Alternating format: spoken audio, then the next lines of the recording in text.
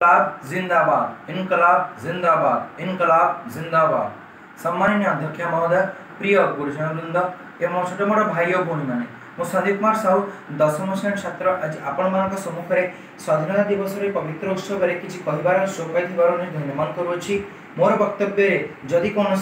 त्रुटि रही है तेज आपंकर ज्ञानी गुण और सरल हृदय क्षमा करदे आशा करुच्ची। आज हूँ 77तम स्वाधीनता दिवस। ये दिवस महात्म्य खूब बड़ कारण आज दिन में अर्थात 15 अगस्त 1940 मसीह भारत इंग्रेज ठार मुक्त हो संपूर्ण एक राष्ट्र गठन कर निर्माण कर स्वप्न को साकार कर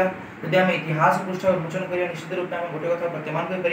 इंग्रेज मैंने भारतवर्ष को वाणिज्य करने उद्देश्य आसते ना कि कौन शासन करने उद्देश्य किंतु से गोटे कथा को परिलक्षित कर पारे जे भारतीय राजा मध्य कौन ऐक्य बा एकता नाला सामंजस्य नाला से कौन विभिन्न प्रकार पृथक भावना तेणु से कथार सुजोग नहीं इंग्रेज माने निजर प्राधिकार एवं निजर अधिकार को विस्तार करने निमंते प्रकल्प हाथ को नेले एवं परिवर्तन समय निज साम्राज्य विस्तार करे लगे और भारतवर्ष को निजर कर्तृत्व आणले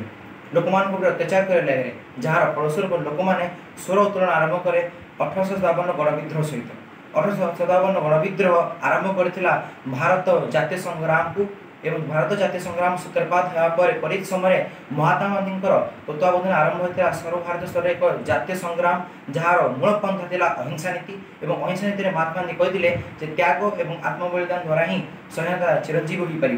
तेणु महात्मा गांधी परी जवाहरलाल नेहरू, सुभाष चंद्र बोस, विपिन चंद्र पाल, मोतीलाल नेहरू को आज से महानुभवों को निजर भक्तिवृत्ति ज्ञापन कर अश्रुर श्रद्धांजलि ज्ञापन करुच्ची। वर्तमान आम जो स्वाधीनता प्राप्त करा विभिन्न प्रकार आंदोलन अंशविशेष जपरी असहयोग आंदोलन, आईन मान्य आंदोलन और भारत छाड़ आंदोलन आम जो स्वाधीनता प्राप्त करूँ चिरंजीवी एवं चिरस्थायी अर्थात शाश्वत करवा आमर दायित्व आमर कर्तव्य। वर्तमान भारत विभिन्न स्तर में उन्नति कर